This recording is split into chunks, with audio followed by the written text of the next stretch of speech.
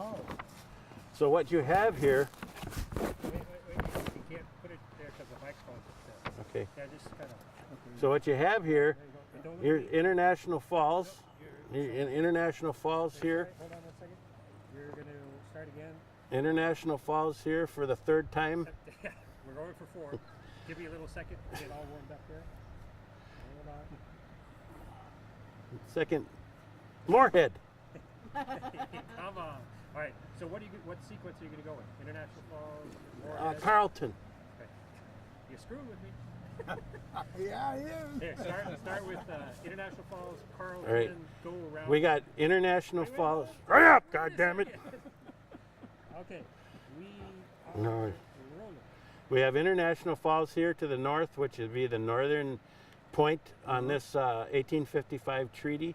Now remember, this area is 10 million acres, and you have here Carlton, Minnesota, down to Brainerd, Minnesota, over to Wadena, and then back up to Moorhead, Minnesota. So you have 10 million acres, and the land and the timber, we were paid under that treaty for seeding it 10 cents an acre. And so if you look on a modern day map, there's a whole lot of places: Grand Rapids, Cass Lake, Bemidji, Detroit Lakes. Some big towns are in these areas. And they were very valuable farming areas and timber areas.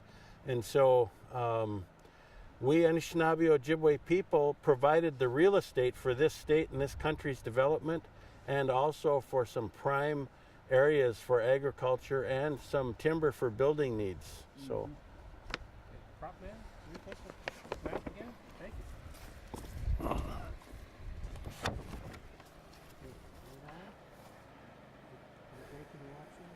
So Okay. Are we looking at him? yeah, and we got pretty much the gist of it. Can I ask you a few questions? Yeah. Yeah.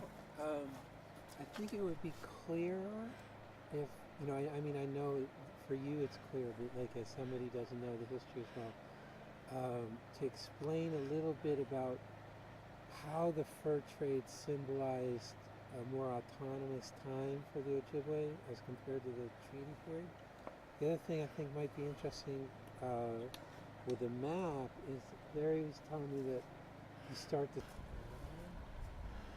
In reference to the fur trade era, the fur trade probably in this Great Lakes region started about 1600s, early 1600s, and it materialized and developed and grew and was well in operation up through about 1850, when we began to see it waning and diminishing. And even the fur trade was an intervention in our culture, in that due to the trade goods, our people had to be gone away from the family units and communities longer, the trappers, both men and women, who needed to be gone longer periods of time away from the communities in order to get more pelts, in order to trade, which was the commodity for trading for the trade goods. The trade goods was interventions in our culture, in that, for instance, the gun, we became dependent on guns and gunpowder instead of bows and arrows.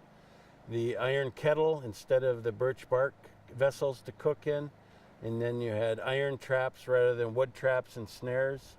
And trade cloth, needles, fish hooks, fishing equipment, modern clothes, if you will, hats, coats, shoes.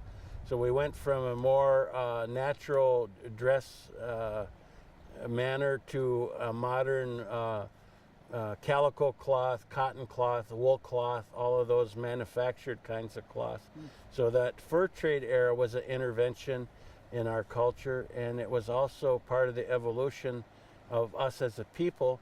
And then the end of it came this treaty making era and land cession era and reservation making era, which was I think to our demise, in that we were relegated to reservations and small concentrated areas, and we no longer could hunt and fish and gather in our favorite places that we did those things in, because now we were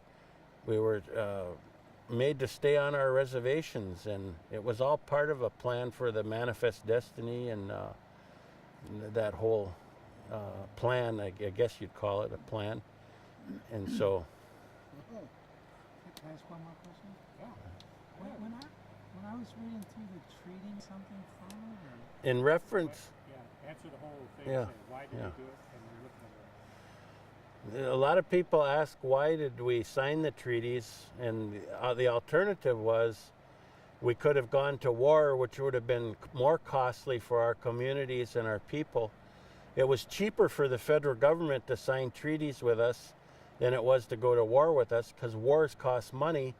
And they made a lot of promises in the treaties, of which I would surmise the majority of them were never kept, or they're referenced as antiquated promises that everyone has forgot about. And so the alternative was to fight and go to war. And so I would say that if you looked at our history, Anishinaabe Ojibwe people are a peaceful people and a peace-loving people. And when we were forced to, as a last resort, we would fight. So it was the best answer to the presenting problem of Manifest Destiny, to negotiate and go with the treaties, even though they were empty promises that were not kept.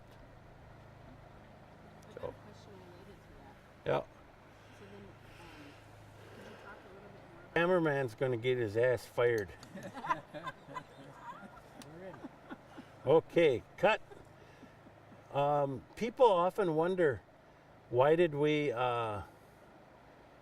yield to the treaties and to the terms and conditions? And if you analyze the various treaties, and the Anishinaabe Ojibwe people signed 40 treaties and 20 agreements over the years, there was a provision in all of them for commodities and rations and what's called annuities. Well, in many cases, what the federal government did, especially here at White Earth, they required us, in order to get our annuities that were paid every September, they required us to have, under what was called comity laws, a baptismal certificate from a Christian church to show that we had converted to Christianity.